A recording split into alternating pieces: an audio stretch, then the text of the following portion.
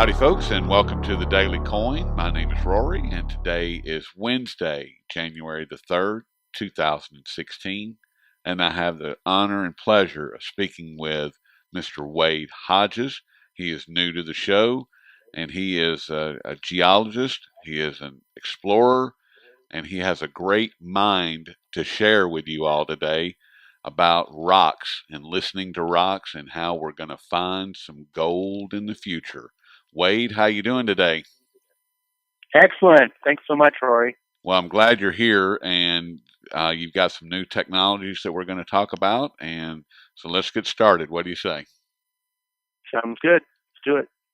Well, I'm very excited to speak with you. When I first learned of what you are doing, I just thought that was the coolest thing ever, and you must be pretty proud of what you have been able to come up with there, Wade. I mean, it's a really cool piece of technology that you've developed, and it could be a real game changer for all of gold and possibly silver. Is that right? Well, yes, absolutely. I think it's actually a very simple concept. Is one of the things I think is so powerful about it, and it does hit specifically a spot where I think the whole market, the whole industry is needing some news, some changes, some much needed good news. Yeah, I've never. Oh, there's a lot of. I used to worry a lot about the supply-demand relationships for a commodity like gold and trying to predict the future and when it's going to go up and go down. It's really kind of the nature of exploration is puts you in that mindset to try to anticipate the future better. And it just got tougher and tougher. And so what I've tried to focus on is the exploration side of things. If you can find the commodity at a lower price, higher grade, more oxidized, cheaper to mine, and so on, then it kind of removes me from having to wait around for something I can't predict. What's the price of gold going to be? And puts me back in charge of what I can do something about, which is improving the technology for discovery. Exactly. Which has been where I've spent my life anyway. So. Yeah, and your company is Nevada Exploration, and your stock symbol is NGE. Is that right? Yes. And we're listed on the Toronto Stock Exchange, the Venture Exchange, and then also in the U.S. on the OTC. NVDEF. Okay, and I'll make sure that those stock symbols are below in the description for the interview. But I really, like I said, Wade, I'm very excited to speak with you. I think that what you're doing, if you would just kind of describe what you're able to do, and you're out in Nevada, you're roaming around the desert, from what I've seen, and which is a very cool place. I mean, I've been to the high desert up in the northern part of Nevada, and it was actually it changed my life when I visited there. Oh, really? Yes, it was really an incredible experience. I was out on the land for 7 days, and we were about 7,000 feet in elevation, and it was. Anyway, you could see a long ways and all. Oh yeah, and at night you could see we could see satellites floating through space. That's how clear it was, and how high in elevation we were. It was really cool. It's interesting because I take all this for granted, I guess, and I don't really appreciate the people that have not had the experience of Nevada. Now that you mention it, is kind of unique. It's very unique. I mean, I live in Nashville, Tennessee, and I've only been there one time. And before I am no longer here, I will make it back, because it was, like I said, it was really an incredible, life-altering experience. I mean, to be able to lay on the desert floor and to experience what is out there in space, because when you're in the city, you can't see the Milky Way. You can't see the stars. You can't see any of that. And then when you're outside of the city of Nashville, you're contending with the forest. You've got the trees everywhere. And hills and everything else, and pollution and so forth. I mean, it's just it just presses in on you. It is. I mean, it's incredible. I mean, it's really amazing. So your office is like the coolest place. Well, it is. I really don't like to talk too much about it because I feel almost embarrassed that I get to live every day what a lot of people work at something they don't like to do to be able to take a vacation for 10 days. Well, tell us what you're doing out there, because it's very cool, and like I said just a minute ago, it really has the potential to be a game changer, in particular for gold, because Nevada is one of the richest gold state in the country, and we've about drained it of the low hanging fruit. And what you're able to do is locate some more low-hanging fruit by way of a new technology. Yeah, precisely. Nevada is unique, as we've just been discussing. It's also unique geologically. You did mention that Nevada is, known for quite a lot of gold production. It's actually has the largest concentration of multi-million ounce deposits per unit area of any place on the planet. Wow. It's not just a large source of gold production in the U.S., but like I said, the largest concentration of large gold deposits per unit area on the entire planet. But in the meantime, there's a lot we can do to see if we can't improve the technology of discovery. So back to Nevada being unique, it's interesting that probably 50% of the area that has so much gold per unit area, 50% of the state of Nevada is covered by sand and gravel. So you're lying out there in the desert looking up at the stars. You're either you're at the top of a mountain range looking out over a number of mountain ranges, or you're down in one of the valleys between the mountain ranges. And those valleys are all covered by sand and gravel. And beneath you, underneath that sand and gravel, are more mountain ranges. They're just covered. They're just filled in. These basins are filled in. Okay. With material you can't see. And so all the geology that created this situation, the mountains have been faulted up.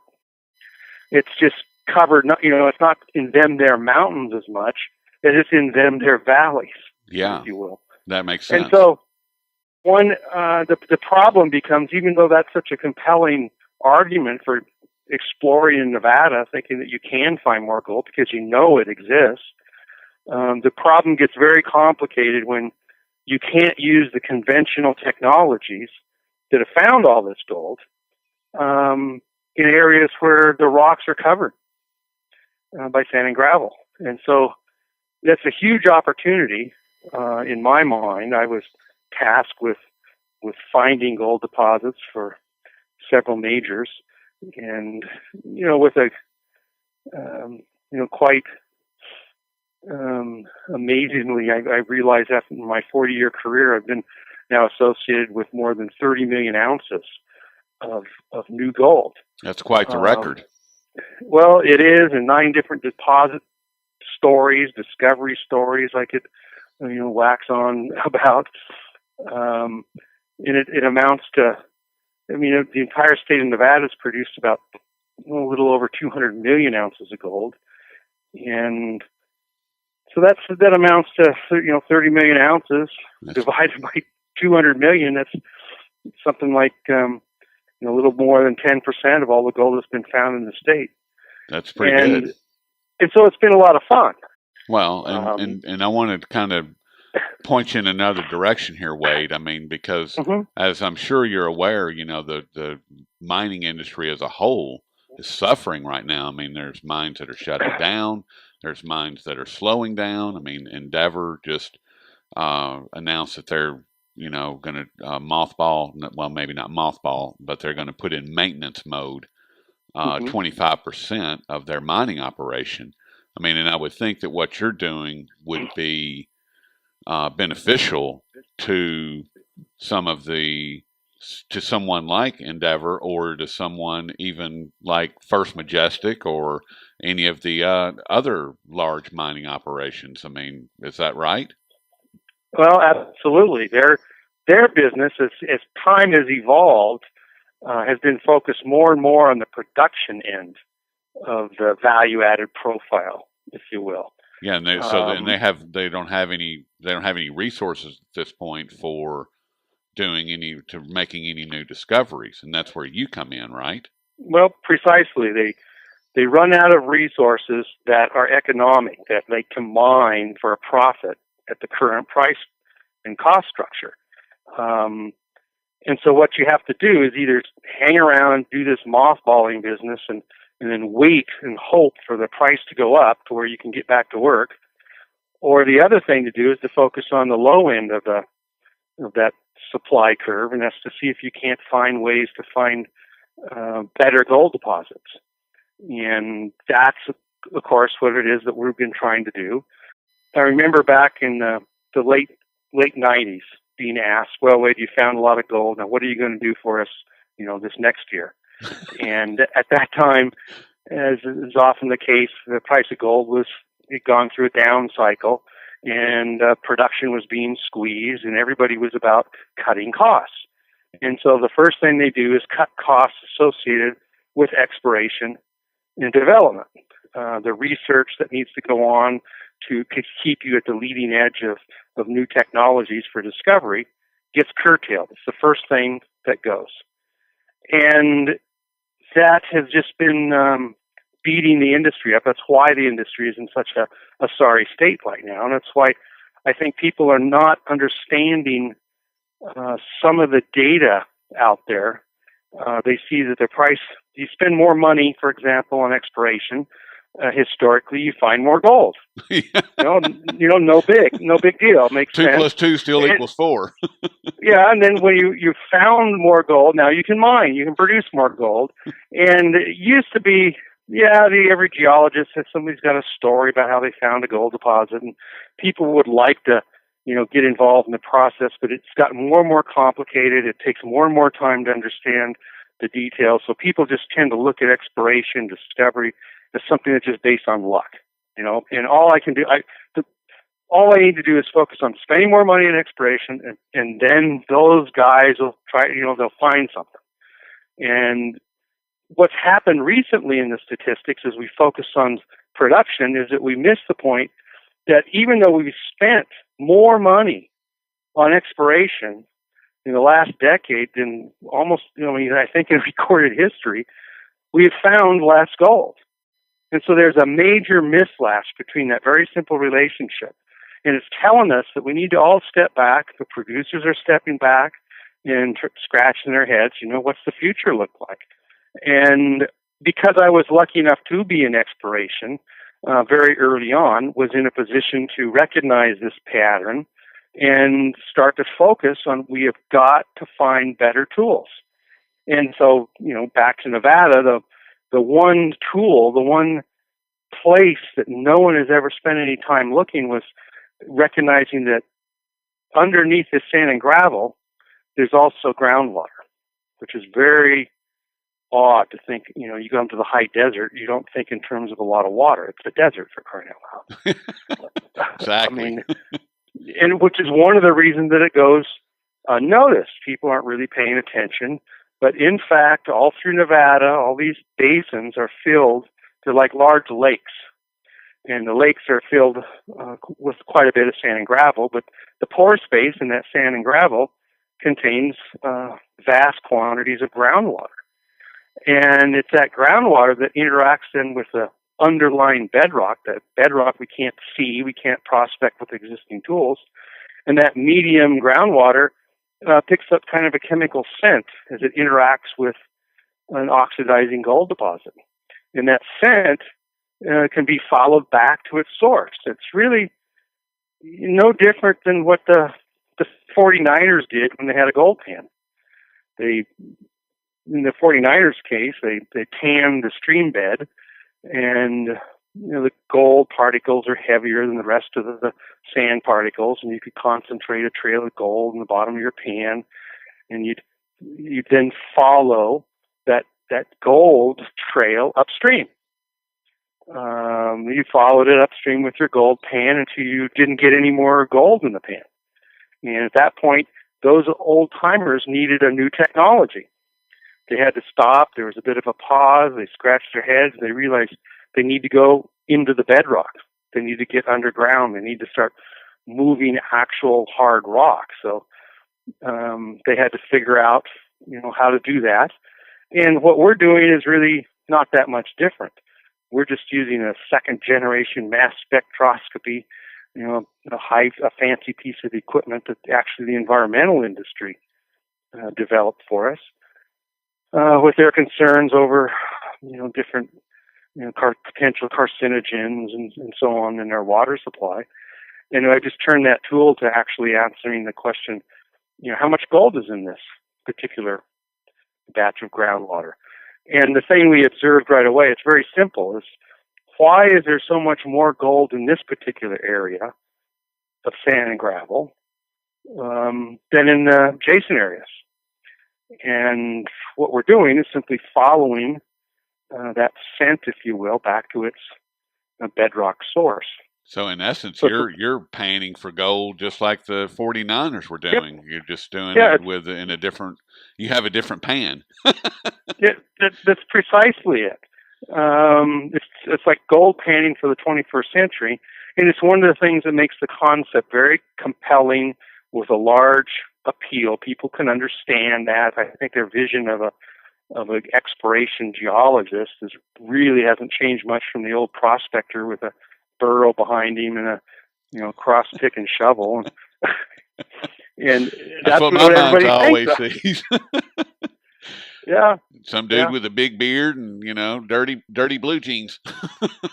Yeah, pretty much. And and that's really, with that concept, I mean, we're building on what those guys were able to come up with, and all we're doing is I think we've skipped over the medium of water in working with and when you see the gold, it's a lot more exciting than listening to some guy on a phone line talk about analytical results and fancy technology.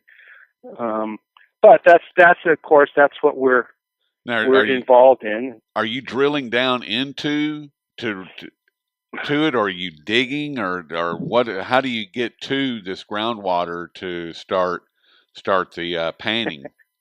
Yeah, good question. There's a whole series of hurdles, and that was one of them. We could understand in concept, it'd be nice, it could work if we could get access to the groundwater table, but how do you do that?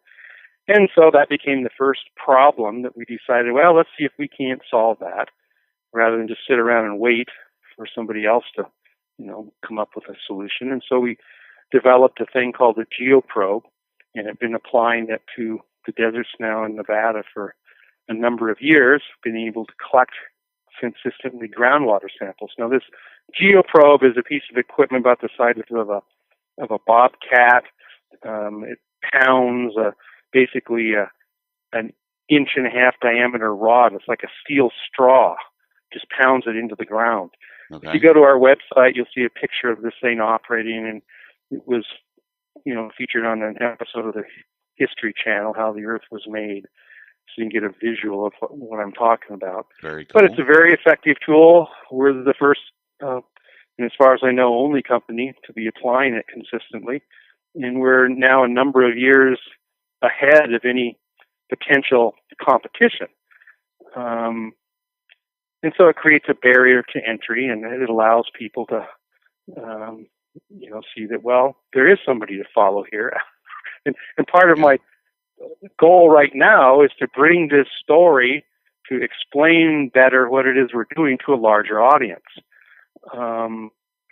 Clearly, until we get to a point to where we feel that we've got enough value captured for our stakeholders, to convince everybody by showing, the prospect map or the map of where the gold deposits are, isn't going to help us. It'll just, everybody will be very interested in how do we, as shareholders, how do we, how do we benefit from all this work? And so now the point is to go ahead, perhaps be a little less paranoid, talk more about it, share the story so people can understand what we're doing, and that's one of the objectives for this next year. Well, and how does this next year look to you, Wade? I mean, are you getting some positive signs? I mean, are you moving up the channel, as it were? I mean, is your pan Yes. filling more? Are you seeing more gold flakes in the pan? Yeah. But what we react to are the number of golden or the groundwater samples that have gold, plus 80 other trace metals that are often associated with gold. So this isn't just gold; it's also the other trace metals, arsenic, antimony, mercury, so on, that you can also pick up patterns in the groundwater chemistry. Okay. And so the goal is to look at that data as kind of like a fingerprint. We've looked at 30 known gold deposits to kind of register what it is we're dealing with, to know what threshold values are, what values are important. It's not that difficult. Anybody could go out and take a sample of water and ask the question how much gold is in it, and get in a lab somewhere now to tell them. But part of what we offer is that we've done it now for 50,000 samples, and so we've got the ability to know what some value. If you go out and get a number of 100, well, does that mean that you should mortgage the house and bet the bank, or should you? Well, that's kind of a yawn, or just keep going. And so having that context has been an extremely important part of what it is that we have to offer to the industry. Yeah. And so, I mean, 50,000 samples that's a pretty good fingerprint. Well, exactly. And then you've got 30 known gold mines that you can subset. Look at those 50,000 samples, look at the 30 known gold mines, and then you look at, well, what other samples do we have that are not related to any known gold mines that have the same fingerprint? It's just not much more complicated than that. And each of those becomes then, in our world, a target. Now, we're still learning as we go, and you can't make the assumption that every one of these gold and trace metal anomalies in groundwater is going to be a huge economic new gold deposit. Right. But you can make the statement that you're definitely resetting the low-hanging fruit. You're bending the branches down closer to you, so to speak, and so that you can keep those resources, which are always scarce, focused on the very best places. And that's where we are now. We've got 5 projects that we've gone ahead and staked the mineral rights to, so we're comfortable that we actually own something now. But that doesn't mean we don't have additional targets. We have quite a few other places that we could stake claims on. And so that's an aspect of our business model that allows us to make statements that we have an inventory, if you will, of projects that carries no holding costs. So we've already done a significant amount of work to be able to identify areas that we could then quickly stake claims on, and then move into more of a development mode. And so that part of the story is in progress. We continue to take groundwater samples. There's quite a number of areas in the state that are permissive, meaning that they're off board of rocks that have hosted gold deposits in the past, but are covered by relatively thin covers of sand and gravel. And so those areas become then the first places you want to then collect groundwater samples. Yeah, it's much more attractive. And so it's a process of winnowing. We're well along in it. And so this next year, what we want to do is bring the story to a wider audience. We've because of the time spent and the money spent in developing this concept, we're now in a very good position to start. It's like having a production line, assembly line, and we're ready to start it up. That sounds great, and it really sounds like not only are you a geologist, but you're a researcher, almost like a paralegal. I mean, as far as just digging into the nuts and bolts of how to make this thing happen. Well, it's one aspect of the entire gold business that I just find very compelling. Is gold is a precious metal. Yes. Gold and silver are precious metals. Precious. And they're not simple commodities. It's not like lead, zinc, copper, and so on. They have clear industrial uses, and the supply-demand curves are based on how you use them, and so on. Gold is tied to this human emotion. Okay, exactly. People want it, and I've always found it kind of perplexing as to why. Why? What makes gold so unusual? Well, there's a number of things we're all aware of. You can go through the checklist, but for me, if you have a society that is no longer able to find precious metals, it seems pretty simple. You're just going out into the earth, and you're digging up some commodity that we want, some metal. And if we can no longer find precious metals, what makes us think we can find anything else that is precious, that's worth having? Now, it's a statement you have to think a bit about, but basically, to find gold and to produce it, you have to have a lot of very complex disciplines working well together.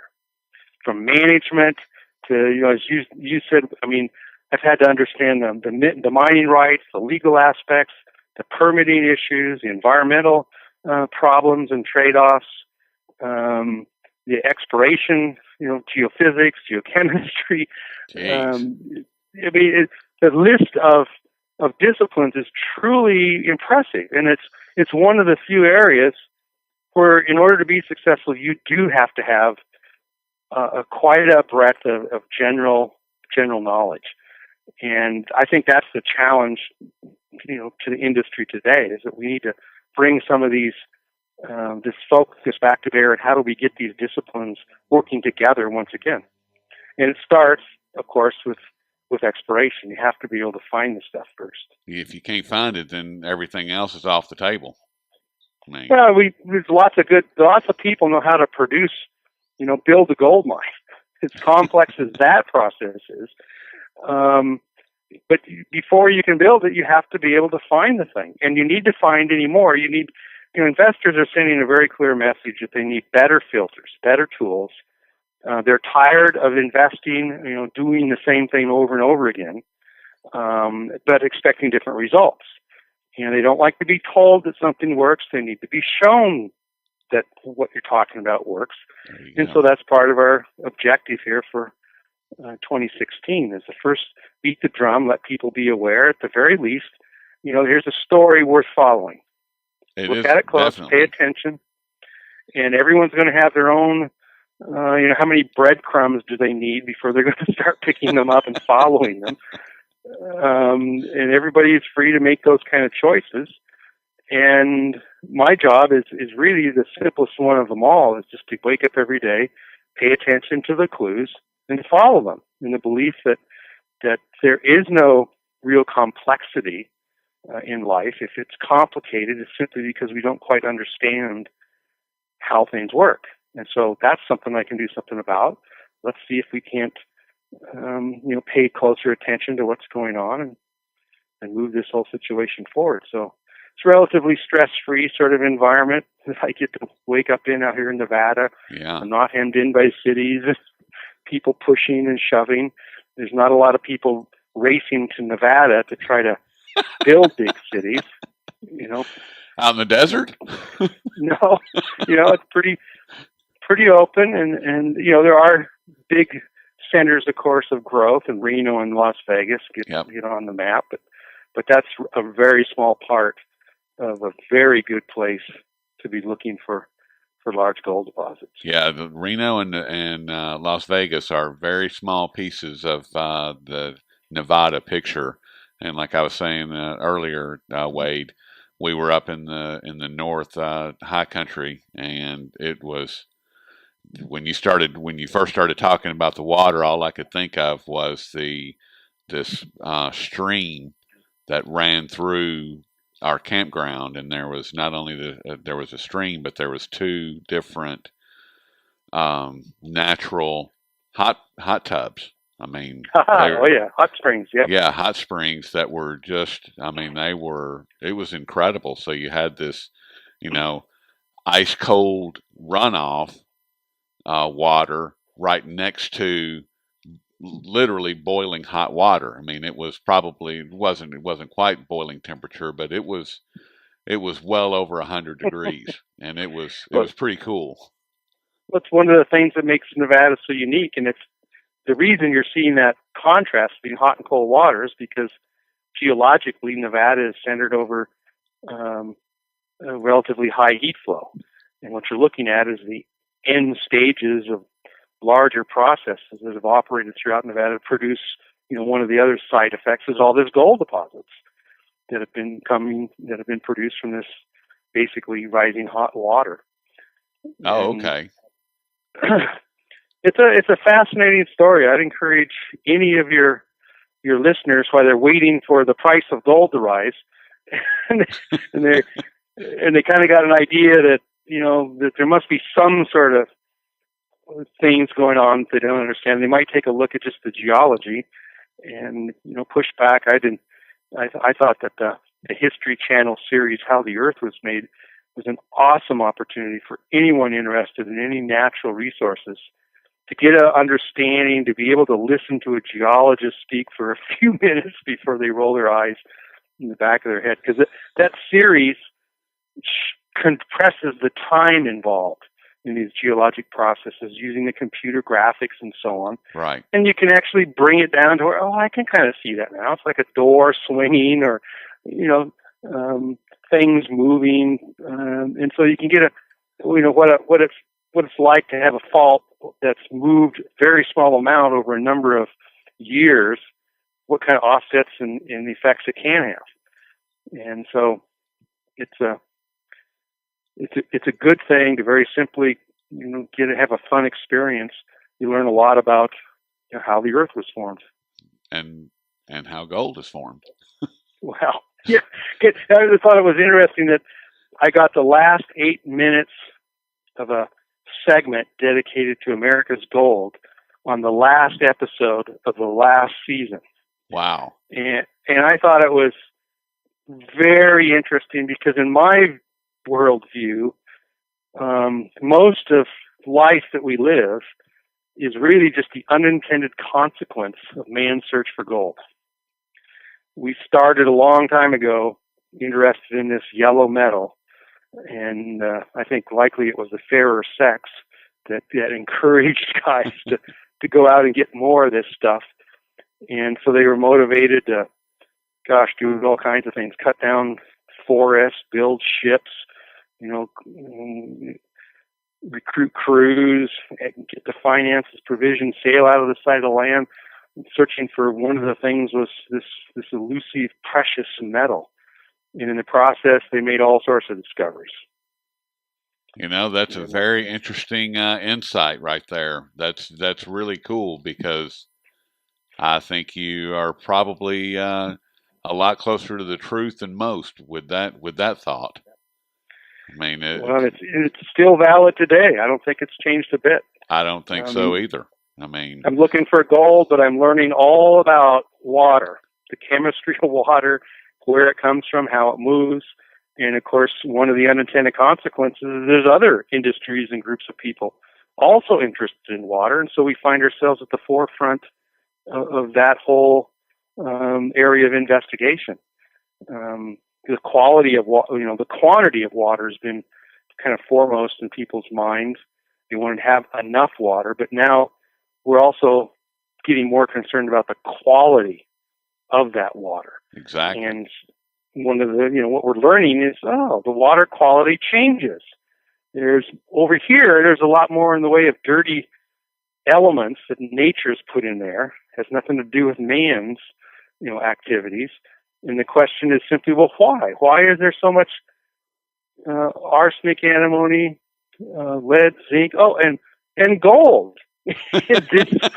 in this water. Oh my goodness! There's gold in that there glass.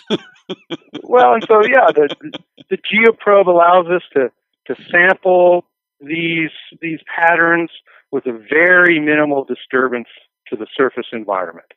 And so, people are very conscious of the trade-off of, disrupting the surface, the environment that we also have to live on. Right. And so this allows us to push that technology in the right direction by still retrieving vast amounts of information, but very non-disruptive sorts of processes.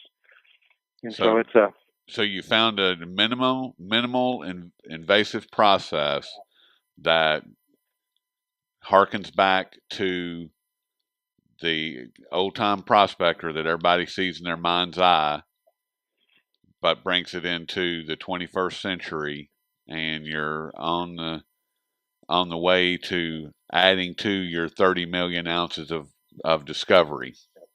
You got it. You're hired. I could go back to doing it now. I mean, that's got to be very satisfying, Wade. I mean, seriously, to know that you've brought 30 million ounces of like we've been talking about, of a precious metal, and it's called precious for a reason, and it's called money. It's called money for a reason as well. I mean, people have used it for trade for 5,000 years. I mean, can't overlook that, and that can't be understated in all of this. I mean, you're actually looking for money. Well, the making money. I think most people think of making money as completing a successful trade. You buy something low and sell it for high, and in effect, you've just moved money from somebody's pocket into yours. Right. You haven't really made money. Making money means you have to go out and find gold. You have to bring in something brand new into existence. And it's sitting there. It isn't really that complicated. These gold deposits are big, messy places. You'd think we could do a better job as a society, as individual geologists, in finding these places. And it's just, we don't need to forget anything we've learned. We just need to realize that right now we need to improve the technology just a bit, and we'll continue.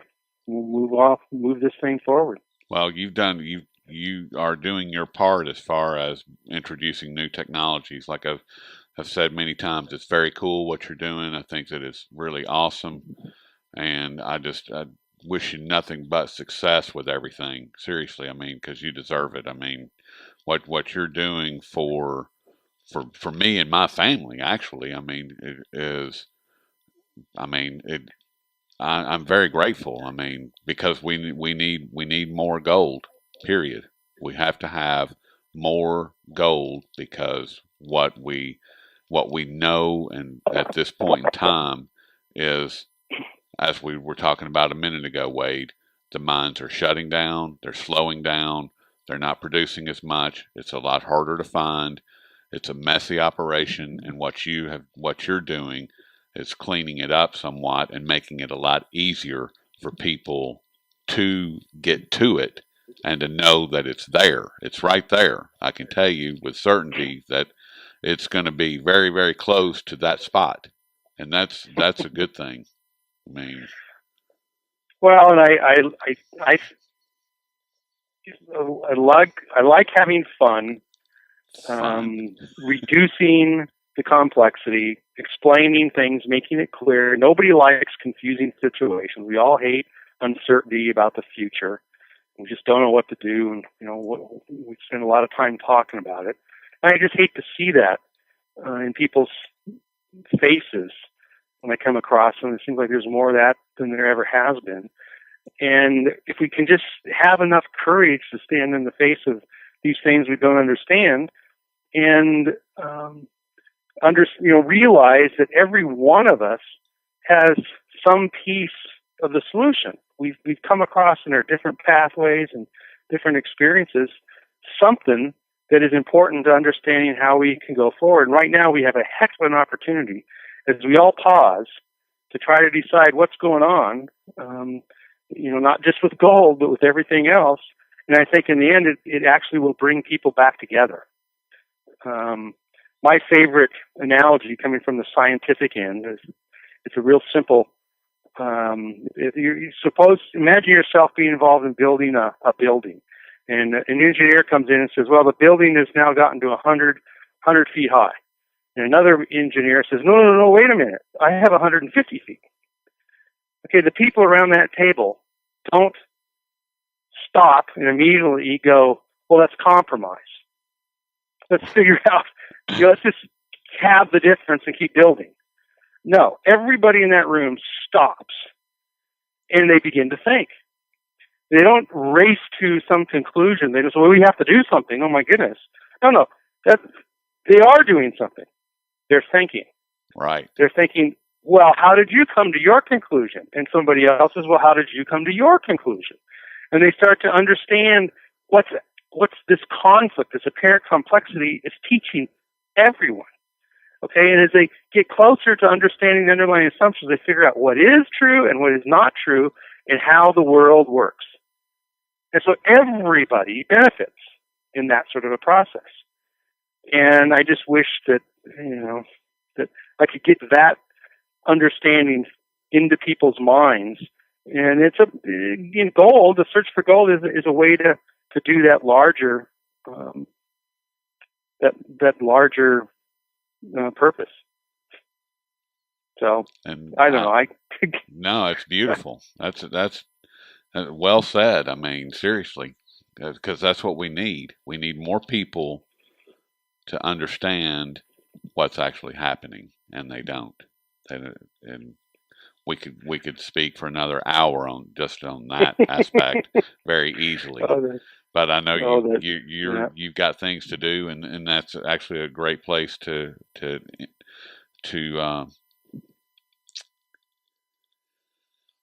wait for our next conversation, Wade. And the next time that we speak, we'll pick it up right there.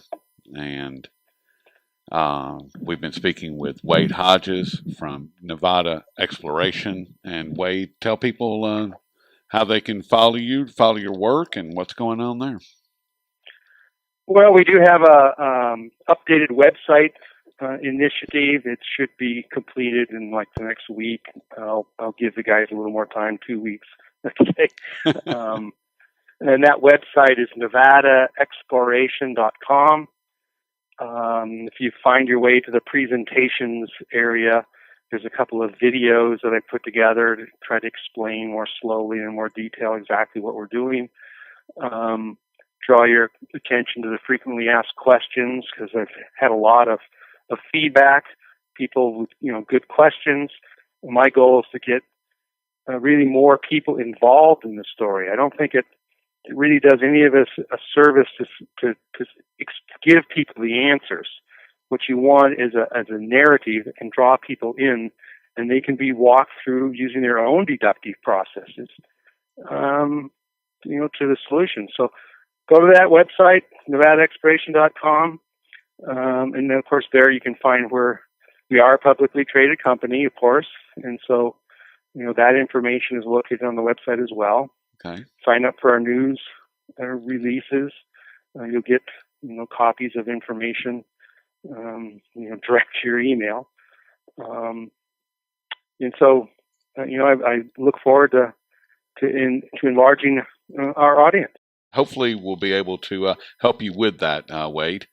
Get some more people on board and get the word out to some folks. And I certainly appreciate all your time, and I'll let you get back to your beautiful office out there. Thanks so much, Rory. All right. I'll talk to you soon. You have a good day. Bye-bye.